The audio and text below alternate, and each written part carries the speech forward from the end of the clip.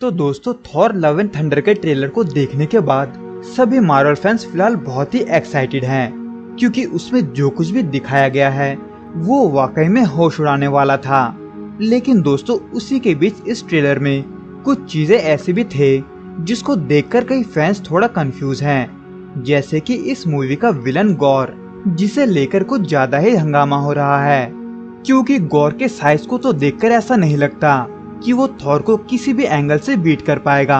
लेकिन फिर भी थॉर हमें ट्रेलर में ओलंपस ज्यूस के जैसे दूसरे गॉड्स के पास मदद मांगने के लिए जाता हुआ दिखता है। इसलिए दोस्तों, आज के इस वीडियो में मैं इसी चीज को क्लियर करने की कोशिश करूंगा कि आखिर गॉर द गॉड बुचर कौन है और उसके पास कैसे कैसे सुपर पावर्स हैं। तो दोस्तों, बिना और देरी के इस वीडियो को शुरू करते हैं। तो दोस्तों, वैसे अगर देखा जाए तो गॉर की ओरिजिन स्टोरी बहुत ही सैड है, क्योंकि गॉर जिस प्लेनेट में पैदा हुआ था उसका तो कोई नाम भी नहीं था।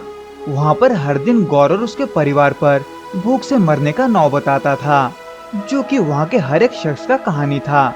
लेकिन फिर भी वो लोग गॉड से प्रे करते थे उनकी मदद करने के लिए, लेकिन कोई भी गॉड उनका प्रेयर का जवाब नहीं देता, जिसके वजह से वहाँ का हालात वैसे का वैसा ही रहता है। जहाँ पर एक दिन गौर के माँ बाप की भूख से मौत हो जाती है, और ये तब होता है जब गौर बहुत ही छोटा होता है, जिसके वजह से गौर को ऐसे खराब हालत में अब खुद का ख्याल खुद ही रखना था, जो कि वहाँ बहुत ही मुश्किल था। लेकिन फिर भी गौर जैसे तैसे उस हालात को सरवाइव करता है, और सालों बाद जब वो बड़ा हो जाता है तब वो एरा नाम की एक लड़की से शादी करता है और अपना परिवार बनाता है, जिसमें गौर की पत्नी एरा कुछ समय के बाद कुछ बच्चों को भी जन्म देती है। लेकिन उसमें से ज्यादातर बच्चों की मौत हो जाती है, और देखते ही देखते एक दिन गौर की बीवी एरा की भी भूकंप के वजह से मौत हो जाती है, जो कि प्रेग्नेंट थी, जिसके वजह से ऐसे में अब गौर का सिर्फ एक ही बच्चा बचा हुआ था, और वो था उसका बेटा एगार, जो कि अपने बाकी परिवार के लोगों के तरह ही भूख से मर रहा था, जिसको देखकर गौर बहुत ही तकलीफ में होता है। इसलिए वो हर बार की तरह ही एक बार फिर गॉड से प्रे करता है कि वो उनकी मदद करे, लेकिन गॉड्स फिर भी कुछ नहीं करते। इसलिए गौर अपने बेटे के तड़प को थोड़ा कम करने के लिए उससे एक झूठ बोलता है कि वो बहुत जल्द एक जंगल में पहुंच जाएंगे, जहां पर उन्हें खाने की कोई भी कमी नहीं होगी। और ऐसे ही देखते देखते उसके बेटे एगार की भी मौत हो जाती है, जो कि गौर को अंदर से हिलाकर रख देता है। गौर, जो कि हर वक्त गॉड से प्रे करता था, उसका भरोसा अब गॉड से उठ चुका था। वो अब गॉड से नफरत करने लगा था, जो कि वो अपने लोगों से भी करने को कहता है, लेकिन कोई उसका साथ नहीं देते, बल्कि वो लोग गौर को वहाँ से निकाल देते हैं, जिसके वजह से गौर कई दिनों तक रेगिस्तान में अकेले भटकता रहता है और खुद के मरने का इंतजार करता है। लेकिन वो चलते चलते एक ऐसे जगह पर पहुंच जाता है जहां पर दो गॉड एक दूसरे से लड़ रहे होते हैं, जिसमें से एक डार्क एल्डर गॉड होता है जिसका नाम नल होता है, और दूसरा गॉड गोल्ड आर्मर पहने हुए होता है, जो कि एनिग्मा फोर्स का यूज करता है। जिनको लड़ता हुआ देख गौर शॉक में होता है, क्योंकि उसे लगने लगा था कि गॉड नहीं होते। लेकिन अब जब वो गॉड्स को अपने सामने देख पा रहा था, उसे उन्हें देखकर गुस्सा आता है, जिसके वजह से वो उन्हें किसी भी हाल में मारना चाहता था। इसलिए जैसे ही वो ये देखता है कि गोल्ड आर्मर वाला गॉड कमजोर पड़ रहा है, तो ऐसे में गौर उसे मारने के लिए आगे बढ़ता है।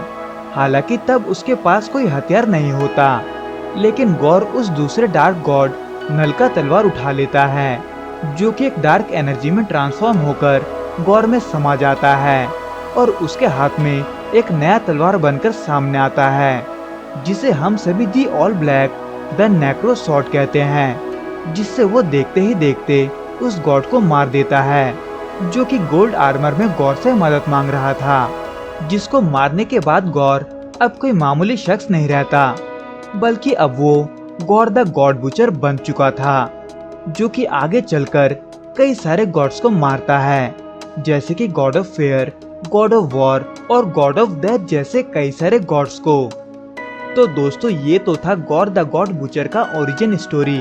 जिसके बाद दोस्तों अब अगर हम बात करें गॉर के पावर्स की, तो दोस्तों गॉर के पास सुपर ह्यूमन स्ट्रेंथ के साथ साथ ड्यूरेबिलिटी और इंड्योरेंस जैसे पावर तो है ही, लेकिन इसी के साथ साथ गॉर वर्चुअली इमॉर्टल भी है। इसलिए दोस्तों अब जो सबसे बड़ा सवाल बचता है वो ये है कि क्या थॉर गॉर को बीट कर सकता है या नहीं। तो दोस्तों मूवी का तो पता नहीं, लेकिन कॉमिक्स में गॉर ने कई बार थॉर को बीट किया है और थॉर ने भी कुछ मौकों पर गॉर को बीट किया है। यहाँ तक कि थॉर एक बार गॉर को मारने में भी कामयाब रहता है, लेकिन तब तक गॉर इतना पावरफुल बन चुका था कि वो नहीं मर सकता था, बल्कि गॉर ने पास्ट, प्रेजेंट और फ्यूचर के तीनों थॉर को एक साथ बीट किया है। खैर दोस्तों, इन सभी टॉपिक्स के ऊपर अगर बात करने लगे तो ये वीडियो बहुत ही लंबा बन जाएगा। इसलिए in short, gore the God butcher comic में कोई मामूली विलन नहीं है, बल्कि वो एक सुपर विलन है। इसलिए ज्यादातर मार्वल फैंस गॉर को मार्वल सिनेमैटिक यूनिवर्स में देखने के बाद ये चाहते हैं कि गॉर को Marvel Thor love and thunder में ही ना मरवा दे, क्योंकि गॉर मार्वल में कई सारे सुपर विलन के साथ साथ कई सारे सुपर हीरोज को भी इंट्रोड्यूस करने का एक जरिया बन सकता है। तो दोस्तों आपका क्या ख्याल है, आप हमें कमेंट करके जरूर बताना। तो दोस्तों इस वीडियो में बस इतना ही। मैं आपसे फिर मिलूंगा कुछ नए और इंटरेस्टिंग मूवीज के अपडेट्स के साथ। अगर आपको ये वीडियो पसंद आए तो please like, share and subscribe करना ना भूलें। Till then goodbye and be safe.